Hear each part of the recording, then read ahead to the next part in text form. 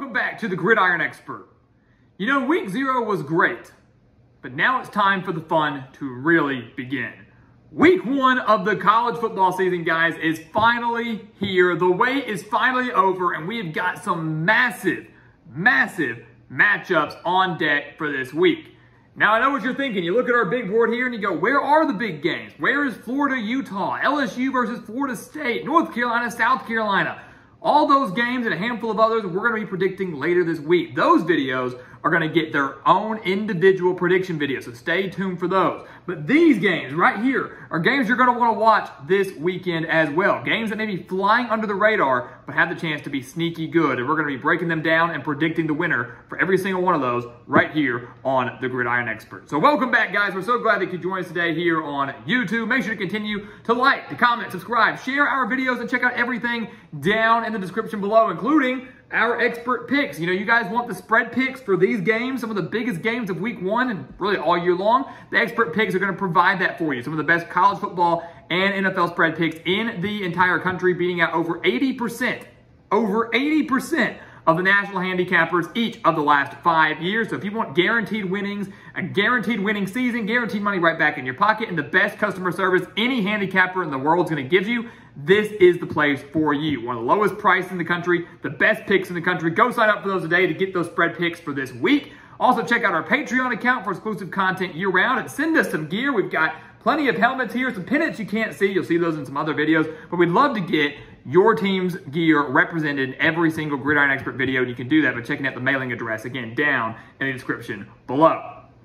So let's dive into these 5 under-the-radar games heading in to week 1. We have a massive lineup on deck. We'll start over in Nashville, where Virginia takes on number 12, Tennessee.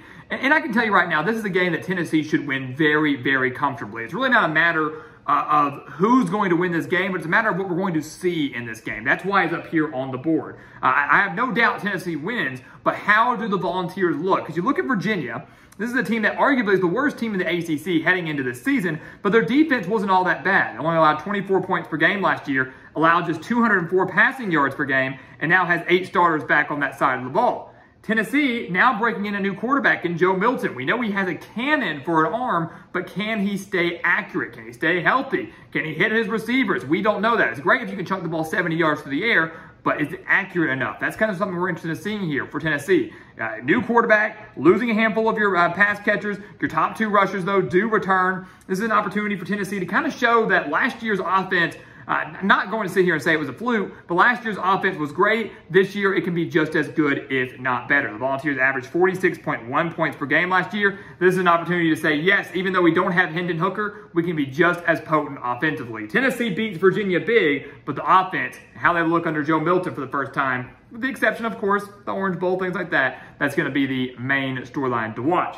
Boise State at number 10, Washington. I really like this game. If you're maybe looking for a sneaky upset pick, one that probably won't happen, but maybe could, this is it right here, at least when it comes to top 10 teams, because Boise State is one of the best group of 5 teams in the nation last year. Boise State and Washington facing off in the Chris Peterson Bowl, obviously no longer a coach, but was the coach at Boise State, was the coach at Washington, very successful at both. So you have a top group of 5 contender that could make a New Year's 6 bowl game, facing off against a Washington team that has their sights set on the college football playoff. The Broncos went 10-4 last year. They returned 9 starters on offense this year, led by the dual threat quarterback in Taylon Green, the 1,000-yard rusher in George Holani, and their top 4 wide receivers. And defense under Andy Avalos, always strong. 5 starters back, gave up less than 20 points per game last year, only 293 yards per game. That's all they gave up. Washington, on the other hand, they have one of the best offenses in the country, led by a true Heisman Trophy candidate in Michael Penix, threw for over 4,600 yards last year and 31 touchdowns. They returned their top 5 pass catchers. They averaged nearly 40 points per game. So it's a matter of, can Boise State's offense keep up with Washington, and also can Boise State's strong defense slow down the Huskies in Seattle? That's kind of something to watch out for. I think this game actually is pretty close for about a half. I think Boise State pulls out all the stops. I think this game's a little bit closer than people realize. Washington and Michael Penix pull away in the second half to remain in the top 10 and make sure their playoff hopes still stay intact entering week 2. Interesting game, could be closer than people think. Washington gets the win. UTSA at Houston. I really like this game. Not just for a lot of different reasons. First off, because of what happened last year, right? I know things aren't always based on what happened the year before, but if history is any indication, we should be in for a great game between the Roadrunners and the Cougars. Last year, Houston winning 37-35 in triple overtime to kick off the season, one of the best games of week 1 last year, and we have an opportunity to see that again this year.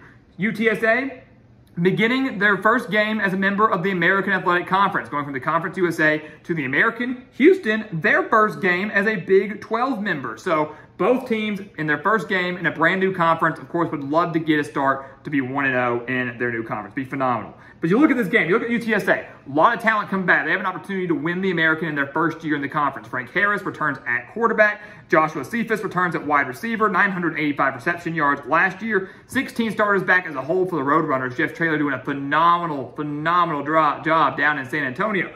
Houston, on the other hand, yes, they lose Clayton Tune. Yes, they lose Nathaniel Dell. But I thought Dana Holgorsen did a pretty good job of utilizing the transfer portal to kind of rebulk that offense. Donovan Smith is coming in from Texas Tech, a dangerous dual-threat quarterback when he stays healthy. Should be a great fit for Dana Holgorsen's type of offense and what Houston's going to try to run. They add in Tony Mathis in from West Virginia at the running back position. And 7 starters are back on defense. This Houston team is really, really solid on both sides of the ball and maybe could surprise a little bit in the Big 12 this year. By surprise, you mean maybe flirt with bowl eligibility. But you look at this game, I'm going to give Houston the win here. I like they've got home field advantage. Their stadium's going to be rocking. Season opener against a good team. First time as a Big 12 member. A lot of incentive going into this game. Houston has the opportunity to match UTSA step for step offensively. Defensively, you might give the slight edge to UTSA, but not by that much. Home field advantage is the big tiebreaker here. Houston owns it. We should see another thriller in week 1, but the Cougars once again get the win.